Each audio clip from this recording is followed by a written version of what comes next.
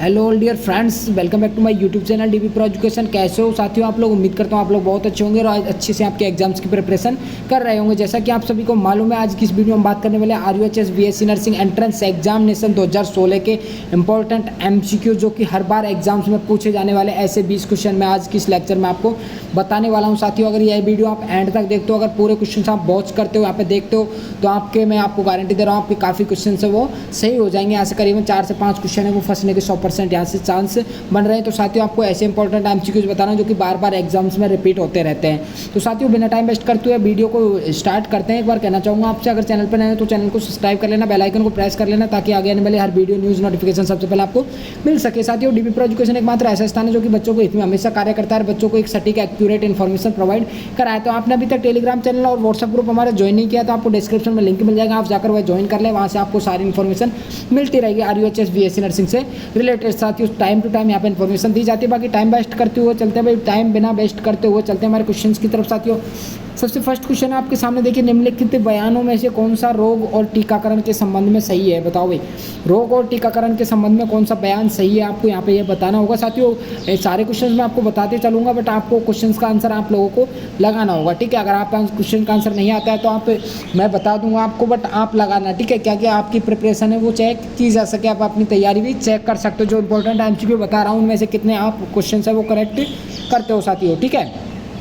तो देखिए, कुछ प्रोटोजोआ बड़े पैमाने पर उत्पादन हेपेटाइटिस बी के टीके के लिए इस्तेमाल किया गया है। नहीं, ये करेक्ट आंसर नहीं है आपका, ठीक है, नहीं है ये करेक्ट आंसर आपका। दूसरा है आपका, सांप के काटने के खिलाफ सांप विषरोधक इंजेक्शन सक्रिय टीकाकरण का उदाहरण है। नहीं, ये सक्रिय टीकाकरण का उदाहरण नहीं है। अगला क्वेश्चन क्या है, किसी कारण बी और टी लिम्फोसाइट क्षतिग्रस्त हो जाने के कारण तो शरीर एक रोगजनक के खिलाफ एंटीबॉडी उत्पादन नहीं होगा। बिल्कुल ये करेक्ट आंसर आपका, ठीक है। सही आपसे वो बयान पूछा है, तो सही बयान क्या है, किसी कारण बी और टी लिम्फोसाइट क्षतिग्रस्त हो जाती है तो शरीर क्या है, किसी भी रोगजनक के खिलाफ, किसी भी माइक्रोबियल्स के खिलाफ क्या है, एंटीबॉडी को उत्पादन करना बंद कर देगा। आपका ऑप्शन नंबर सी है वो राइट आंसर होगा साथियों, ठीक है।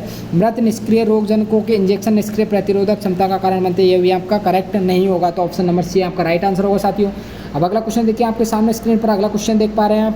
निम्नलिखित में से कौन जानवरों में से एक ही समय में शाकाहारी या मांसाहारी एक ही पारिस्थितिक तंत्र में हो सकता है? बताओ भाई, which one of the following animals can be herbivorous और कार्निवेरियस, ठीक है, in this same ecosystem and this set time. तो गिद्ध नहीं होता, ना ही मेढक होता है, ठीक है। शाकाहारी मांसाहारी दोनों एक ही पारिस्थितिक तंत्र में नहीं होते। तो आपका गौरैया है ना वो करेक्ट आंसर होगा साथियों। मेरे को पता है आपने ऐसे क्वेश्चन अभी तक रीड नहीं किए होंगे, लेकिन आपका भाई आपके लिए ऐसे क्वेश्चन लेके आ रहा है जो कि सीधे एग्जाम्स में फंसने वाले क्वेश्चन से बिल्कुल डायरेक्टली यहाँ से एग्जाम्स में क्वेश्चन आएंगे, क्योंकि ये क्वेश्चन है बार बार एग्जाम्स में रिपीट होने वाले क्वेश्चन मैं आपके लिए बता रहा हूँ। अगर आपको ऐसे ही इंपॉर्टेंट MCQs चाहिए तो आपको ऐसे मॉडल पेपर हमारे द्वारा 8 तैयार किए गए हैं, 8 मॉडल पेपर आपको तैयार किए गए हैं। तो साथियों अगर आप लेना चाहते हो तो हेल्पलाइन नंबर पे आप कांटेक्ट कर सकते हो। 7877677460 नंबर पे आप मेरे को मैसेज करके, व्हाट्सअप करके मैसेज करके प्राप्त कर सकते हो। आपको PCB के ऐसे ही इंपॉर्टेंट MCQs हम प्रोवाइड करा रहे हैं जो कि 2010 के बाद में बार बार एग्जाम्स में रिपीट हो रहे हैं, अदर एग्जाम्स में भी पूछे जाते हैं 12th क्लास से, ठीक है। PCB के इंपॉर्टेंट MCQs आपके लिए आपका भाई प्रोवाइड करा रहा है। तो आप लेना चाहते हो तो आपको हेल्पलाइन नंबर दे दिए 7877677460 पे आप मैसेज करके प्राप्त कर लीजिए। साथ ही अब चलते हैं फिर अगले क्वेश्चन की तरफ। अगला क्वेश्चन आपके सामने स्क्रीन पर देखिए, निम्नलिखित अध्ययन की जिस पर आनुवंशिकी सामग्री के रूप में DNA के स्पष्ट सबूत उपलब्ध है? बताओ भाई, किसके अध्ययन की जिस पर आनुवंशिकी सामग्री के रूप में DNA के जो सबूत हैं वो स्पष्टली उपलब्ध हैं? बताओ कौन सा है? अमीबा पे, जीवाणु पे, वायरस पे, बैक्टीरियल वायरस पे? आपका यहाँ पर राइट आंसर होगा साथियों, ऑप्शन नंबर बी आपका करेक्ट आंसर होगा, ठीक है साथियों। आपका राइट आंसर बैक्टीरियल वायरस होगा। बैक्टीरियल वायरस पे क्या होता है, किसके अध्ययन पर? बैक्टीरियल वायरस जब हम अध्ययन करते हैं तो इस पर क्या है, आनुवंशिकी सामग्री के रूप में DNA के स्पष्ट सबूत उपलब्ध होते हैं। आपका ऑप्शन नंबर बी है आपका यहाँ पे सही आंसर हो जाएगा। अब देखिए साथियों अगला क्वेश्चन आपके सामने स्क्रीन पर, वनस्पति प्रजनन और असंजनन एपोमिक्सिस, ठीक है, कुछ शेयर समानताएं कौन सी हैं? बताओ भाई कौन सी है शेयर समानताएं? बताओ भाई, वेजिटेटिव रिप्रोडक्शन एपोक्सिमिस share which is the commonalities, यानी समानताएं कौन सी है? दोनों संतान पैदा करते हैं माता पिता से अलग, दोनों संतान पैदा करते हैं माता पिता के समान, दोनों ही एक बीजपत्री पौधों में लागू है, दोनों ही फूल चरण बाईपास करते हैं। बताओ क्या होगा करेक्ट आंसर आपका साथियों? साथियों आपका राइट आंसर होगा यहाँ पे ऑप्शन नंबर बी। ठीक है, दोनों क्या करते हैं, संतान पैदा करते हैं माता पिता के समान। वनस्पति प्रजनन और असंजनन की अगर बात करें तो दोनों में क्या होता है, वनस्पति प्रजनन में बात कर ले चाहे असंजनन, तो दोनों में क्या क्या समानता होती है, दोनों संतान पैदा करते हैं और अपने माता पिता के समान संतान पैदा करते हैं। ठीक है, यानी कि इनमें क्या होता है, ये समान संतान पैदा करते हैं, इनमें कोई भी वेरिएशन नहीं आता है, जेनेटिक वेरिएशन नहीं आता है साथियों। अगला क्वेश्चन देखिए आपके सामने स्क्रीन पर साथियों, आप कमेंट बॉक्स में कमेंट करके आंसर लगाते चलिए। अगर चैनल पर आप नए हो तो भाई साथियों चैनल को सब्सक्राइब कर लेना, बेल आइकन को प्रेस कर लेना, ताकि आगे आने वाली हर वीडियो न्यूज़ नोटिफिकेशन सबसे पहले आपको मिल सके। आपने अभी तक टेलीग्राम और व्हाट्सअप चैनल हमारा ज्वाइन नहीं किया, डिस्क्रिप्शन में आपको लिंक मिल जाएगा, आप ज्वाइन कर लीजिए। वीडियो डिस्क्रिप्शन में आपको लिंक दिया हुआ है। और इंपॉर्टेंट MCQ ऐसे लेना चाहते हो तो 7877677460 पर मैसेज करके साथियों आप ले सकते हो। ठीक है, अभी तक आपने वीडियो को लाइक नहीं किया तो एक बार सभी स्टूडेंट से अनुरोध करना चाहूँगा, मैं वीडियो को लाइक करके शेयर कर दीजिए। ठीक है, ताकि सारे स्टूडेंट से वीडियो देख सके, आपके फ्रेंड्स है वो भी एक सीट पक्की कर सके। आपको अपनी एक सीट फिक्स करनी है भाई। ठीक है, आपको एक सीट फिक्स करवाने के बाद क्या आपके भाई ने, ठीक है, तो आप रोज़ ऐसी क्लासेज ले सकते हो हमारे चैनल के साथ में जुड़कर। अगर आप बायोलॉजी की क्लासेज लेना चाहते हो तो आपकी 2 बजे बायोलॉजी की क्लास है वो लाइव होती है, वो आप लाइव ले सकते हो इंपॉर्टेंट MCQs की, प्रीवियस ईयर क्वेश्चंस की। ठीक है साथियों, ठीक है, बाकी चलते हैं हमारे क्वेश्चन की तरफ। निम्नलिखित जानवरों में से किसका सबसे लंबा समय तक जीवन काल है, बताओ भाई किसका सबसे लंबा जीवन काल होता है। यहाँ पर आंसर ऑलरेडी लगा हुआ है, कछुआ के सबसे ज़्यादा जीवन काल होता है अजगर, मगरमच्छ और हाथी के कंपेयर में। आपसे सिर्फ यहाँ पे जो ऑप्शन दिए उनके बारे में पूछा गया है, जो आपको ऑप्शन दिए हैं उनमें से सबसे लंबा जीवन काल किसका होता है वो आपसे यहाँ पे पूछा गया है साथियों।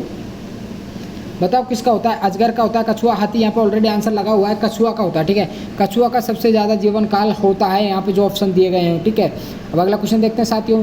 नींद, जगह चक्र, स्लीप बैक साइकिल हमारे शरीर में प्रतिदिन 24 घंटे निम्नलिखित में से किस हार्मोन द्वारा विनियमित किया जाता है, बताओ किसी के द्वारा नियमित किया जाता है, किसके द्वारा नियमन होता है स्लीप का। स्लीप जगह चक्र होता है, स्लीप बैक साइकिल होता है, जो रोज़ के हम सोते हैं तो वो साइकिल है वो किसके द्वारा, कौन से हार्मोन के द्वारा कंट्रोल होता है। तो साथियों आपका राइट आंसर होगा यहाँ पे मेलाटोनिन। ठीक है, क्या होगा साथियों, मेलाटोनिन आपका करेक्ट आंसर होगा। मेलाटोनिन इज राइट आंसर साथियों। मेलाटोनिन जो हार्मोन है उसके द्वारा क्या हमारा स्लीप बैक साइकिल है वो प्रतिदिन क्या किया जाता है, नियमित किया जाता है, नियमन किया जाता है। आपका बी ऑप्शन है वो करेक्ट आंसर होगा साथियों। ओके, अब देखिए साथियों अगला क्वेश्चन आपके सामने स्क्रीन पर है। निम्नलिखित गतियों में जो आलू की आंखों के लिए उपयोगी होते हैं, निम्नलिखित गतियों में जो आलू की आंखों के लिए उपयोगी होते हैं वो क्या हैं, बताओ साथियों। राइट आंसर लगाओ, राइट आंसर लगाओ भाई। आलू की आंखों के लिए गतिविधियों के लिए उपयोगी होते हैं वो क्या होते हैं, वनस्पति प्रचार होते हैं, श्वसन होते हैं, थोक होते हैं, चयापचय होते हैं, क्या होते हैं, करेक्ट आंसर लगाओ। सातवें में आपका करेक्ट आंसर होगा साथियों ऑप्शन नंबर ए होगा, वनस्पति प्रचार। ठीक है, वेजिटेटिव प्रोपेगेशन। ठीक है, वेजिटेटिव प्रोगेशन होता है जो कि क्या होता है, निम्नलिखित गतिविधियों में जो आलू की आंखों के लिए उपयोगी होता है, तो आलू की आंखों के लिए क्या होता है, वनस्पति प्रचार है वो उपयोगी होता है साथियों। आपका ए ऑप्शन है राइट होगा। अगला क्वेश्चन देखिए साथियों, निम्नलिखित में से कौन सा विटामिन सी का एक स्रोत नहीं है। आपको क्या बताना है, विटामिन सी का स्रोत नहीं बताना है। जो विटामिन सी का स्रोत नहीं है वो आपको यहाँ पे बताना होगा। कौन सा विटामिन सी का स्रोत नहीं है बताओ भाई। भारतीय करौंदा, संतरा, टमाटर, शकरकंद। तो देखिए टमाटर विटामिन सी का स्रोत होता है। ठीक है, खट्टे फलों में विटामिन सी पाया जाता है, ये तो आपको ऑलरेडी पता होगा। ठीक है, आंवला है खट्टा फल है, ऑरेंज है वो खट्टा फल है, टमाटर है खट्टा फल है, तो इनमें सब में विटामिन सी पाया जाता है। एक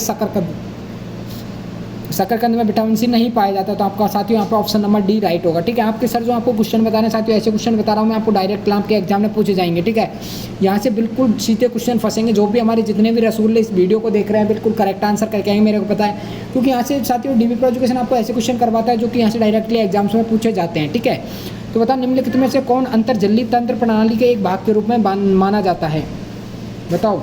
निम्नलिखित में से कौन अंतर्जलीय तंत्र प्रणाली के एक भाग के रूप में जाना जाता है, अंतर्जलीय तंत्र की प्रणाली के रूप में, बताओ भाई। एंडोमेम्ब्रेन आपको ऑप्शन में दे देता हूँ। ओके, देखिए चार ऑप्शन आपके सामने, रिक्तिका हो गया, राइबोसोम हो गया, पैरोक्सिसोम हो गया, माइटोकॉन्ड्रिया। तो एक झिल्ली के रूप में, ठीक है, अंतरय झिल्ली के रूप में कौन, अंतरय झिल्ली प्रणाली के रूप में कौन को जाना जाता है, रिक्तिका को। ठीक है, वैक्यूल को किसके रूप में जाना जाता है, अंतरय झिल्ली के रूप में, अंतरय झिल्ली प्रणाली के रूप में इसको जाना जाता है। आपका वैक्यूल है वो करेक्ट आंसर होगा 9वें में। ठीक है, 9वें में आपका वैक्यूल रिक्तिका इज करेक्ट आंसर होगा। साथियों अगला क्वेश्चन देखिए आपके सामने स्क्रीन पर, अगला क्वेश्चन आप देख पा रहे हैं।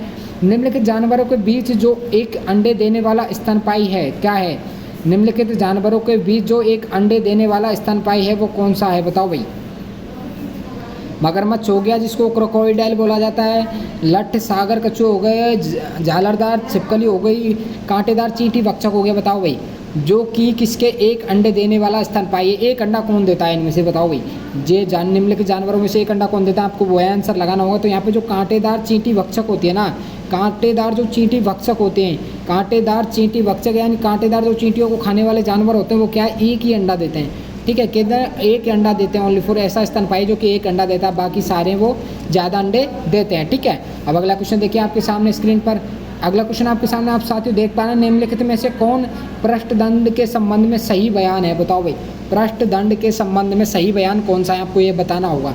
बताओ भाई, पृष्ठदंड के संबंध में मनुष्य में जीवन भर अनुपस्थित है, यह एम्फियोक्सस, ठीक है, एम्फियोक्सस में जीवन भर में मौजूद नहीं है, यह न केवल वर्तमान में लार्वा पूंछ में है, यह वयस्क मेंढक के कशेरू का स्तंभ की जगह पे है। ठीक है, बताओ भाई राइट आंसर क्या होगा। 11वें कमेंट बॉक्स में सभी साथी कमेंट करके आंसर लगाएंगे। मेरे सभी साथी, मेरे प्यारे जितने भी बच्चे कमेंट बॉक्स में आंसर लगाएंगे, ठीक है, हमें भी तो पता लगेगा भाई हमारे कितने स्टूडेंट्स हैं जो कि अच्छे से प्रिपरेशन कर रहे हैं। भाई अपना टेस्ट हो रहा है, ठीक है, आपका टेस्ट हो रहा है, टेस्ट हो रहा है तो आपको टेस्ट देना होगा। टेस्ट आंसर लगाओ भाई कमेंट बॉक्स में, क्या होगा करेक्ट आंसर। 11वें में करेक्ट आंसर क्या होगा, वेरी गुड। यहाँ पे आपका ऑप्शन नंबर डी है वो राइट आंसर होगा। ठीक है, ये क्या होता है, ये वयस्क मेंढक में एक कोशिका स्तंभ की जगह है। क्या है, वयस्क मेंढक में कोशिका स्तंभ की जगह है, वो क्या है, पृष्ठदंड। ठीक है, पृष्ठदंड क्या है, एक वयस्क मेंढक में कशेरू का स्तंभ की जगह को बोला जाता है। तो आपका यहाँ पर राइट आंसर होगा साथियों, option number D correct answer होगा आपका। अगला क्वेश्चन देखिए साथियों, अगला क्वेश्चन आप देख सकते हो आपके सामने स्क्रीन पर, निम्नलिखित में से कौन जोड़े में से एक गलत तरीके से मिलान किया जाता है? बताओ भाई, गलत तरीके से जो मिलान है वो आपको यहाँ पे बताना है। ब्रायोफिल्म है, ब्रायोफिल्म है क्या, ब्रायोफिल्म पत्ता कलियों में होता है, बिल्कुल सही है। तो ठीक है, रामबास है, रामबास क्या आता है, रामबास जिसको क्या बोला जाता है, बुलबुलस। ठीक है, बुलबिलस, बुलबिलस, ठीक है, यह भी आपका सही होगा। ठीक है, तो पेनिसिलियम में ये क्या धावक का नहीं होता, आपको क्या होता है, कौन जोड़े में से एक गलत तरीके से मिलान किया जाता है? तो यहाँ पे क्या है, पेनिसिलियम है, धावक है, वो क्या है, गलत जोड़े से मिलान किया गया है। यहाँ पे आपका ऑप्शन नंबर सी है वो राइट आंसर होगा। ठीक है, ऑप्शन नंबर सी है आपका राइट आंसर होगा। ठीक है, यहाँ पे क्या है, option number C right answer होगा आपका। अगला क्वेश्चन देखिए, अगला क्वेश्चन देखिए साथियों, स्क्रीन पर आप देख पा रहे हैं, निम्नलिखित में से कौन सा साथी कोशिकाओं का कार्य है? बताओ भाई, कौन सा साथी कोशिकाओं का कार्य है, function of the companion cells, कौन सा कार्य है? बताओ भाई साथी कोशिकाओं, यह जाइलम के लिए पानी उपलब्ध कराता है, यह क्या चलनी तत्वों में सुक्रोज की लोडिंग करता है, यह निष्क्रिय परिवहन के लिए तत्वों को छलनी करने के लिए ऊर्जा प्रदान करता है, सक्रिय परिवहन से चलने वाली तत्वों में सुक्रोज की लोडिंग करता है। बताओ भाई क्या करता है ये, बताओ भाई साथी कोशिकाओं का कार्य क्या है, क्या करती हैं साथी कोशिकाएं, बताओ। तो साथियों आपका राइट आंसर यहाँ पर ऑप्शन नंबर बी होगा। ठीक है, चलनी तत्वों में सुक्रोज की लोडिंग करता है, वो कौन करता है, साथी कोशिकाओं का कार्य है। ठीक है, जो कंपेनियन सेल्स होती है उनका कार्य क्या होता है, चलनी तत्वों में सुक्रोज की लोडिंग करते हैं। ठीक है, चलनी तत्वों में सुक्रोज की लोडिंग करती है, वो कौन सी कोशिकाएं करती हैं, साथी कोशिकाएं, जिनको कंपेनियन सेल्स बोला जाता है साथियों।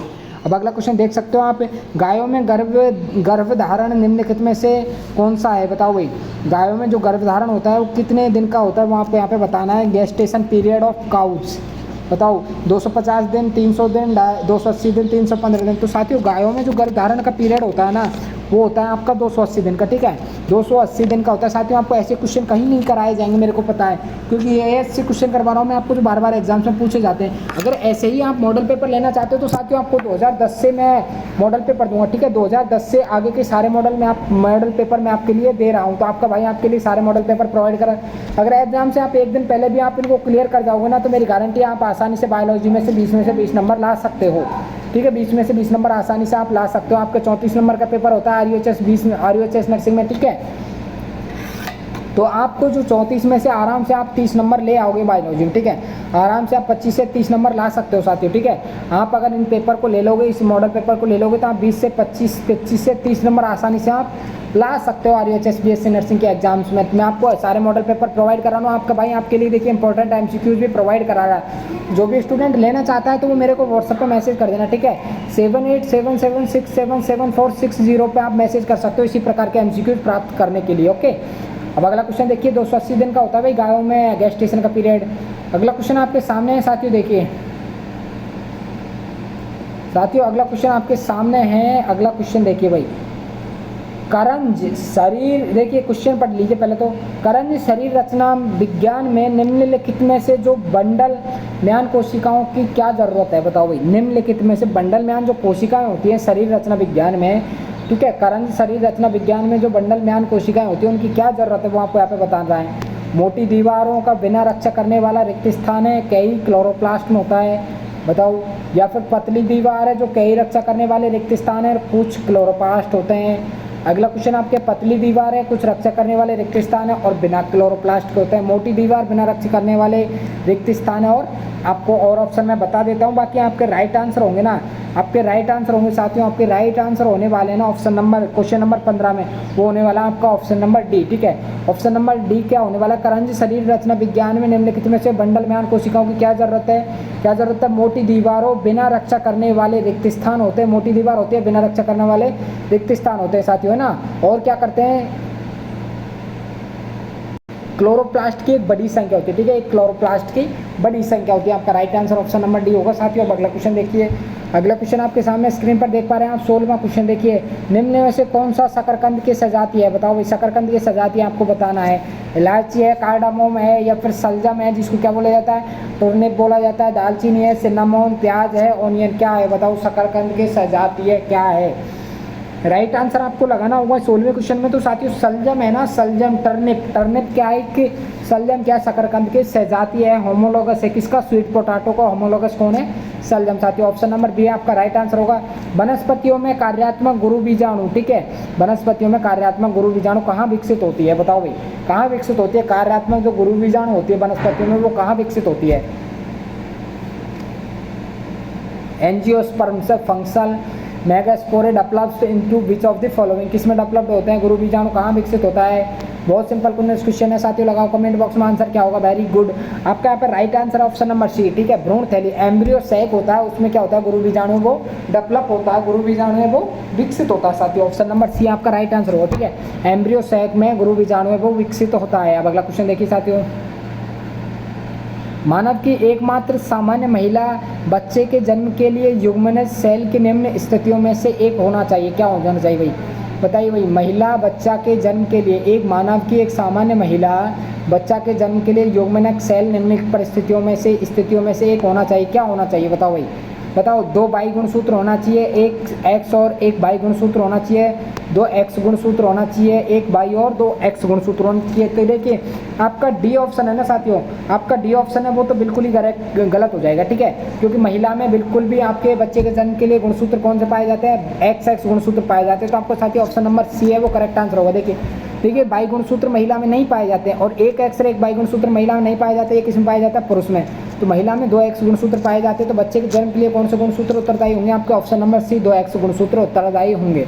अगला क्वेश्चन देखिए साथियों, निम्नलिखित इम्यूनोग्लोब्यूलिन जो कि एलर्जी की प्रतिक्रियाओं में शामिल है, बताओ भाई कौन सा immunoglobulin is involve in allergic reaction. मैं आपको ऑलरेडी बता चुका हूँ। आप देखिए, आपको मैं एक चीज़ बता देता हूँ, आप जब कम्युनिटी प्लेलिस्ट में जाएंगे ना, तो प्लेलिस्ट में आपको RUHS BSc नर्सिंग की अलग से प्लेलिस्ट में जाएगी, वहाँ से तो आप क्लासेज ले सकते हो। ठीक है, जितने भी प्रीवियस की क्लासेज हुई है वहाँ से आप क्लासेज ले सकते हो। प्लेलिस्ट की जस्ट बगल में शायद क्यों आपको एक कम्युनिटी का ऑप्शन मिलता है। ठीक है, कम्युनिटी का ऑप्शन मिलता है, आप चैनल को खोल के देखा हुआ, प्लेलिस्ट के जस्ट साइड में कम्युनिटी का ऑप्शन मिलता है, उसमें मैंने आपको यह क्वेश्चन डाला हुआ है। तो बताओ भाई एलर्जिक प्रतिक्रियाओं के लिए कौन सी एंटीबॉडी उत्तरदायी होती है। तो साथियों डी एंटीबॉडी होती है, IgE। ठीक है, IgE जो एंटीबॉडी होती है वो एलर्जिक प्रतिक्रियाओं के लिए उत्तरदायी होती है। साथियों मैंने ऐसे इंपॉर्टेंट क्वेश्चन आपको कम्युनिटी में भी प्रोवाइड करा देता हूँ।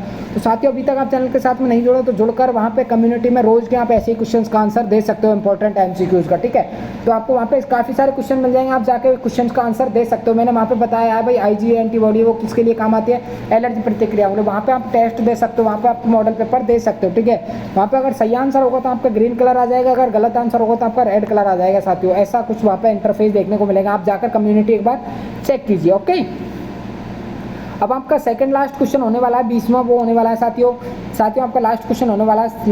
लास्ट क्वेश्चन आपका देखिए, निम्नलिखित में से किसमें सूत्र वाहिनी के रूप में मूत्र जनन नलिकाओं का काम होता है। मूत्र वाहिनी के रूप में मूत्र जनन नलिकाओं का काम होता है, बताओ भाई किसमें होता है। दोनों पुरुष और महिला मेंढक में होता है, नर मेंढक में, नर बंदर में, महिला बंदर में, बताओ भाई किसमें होता है। 20वां क्वेश्चन का राइट आंसर क्या होता है, बताओ भाई।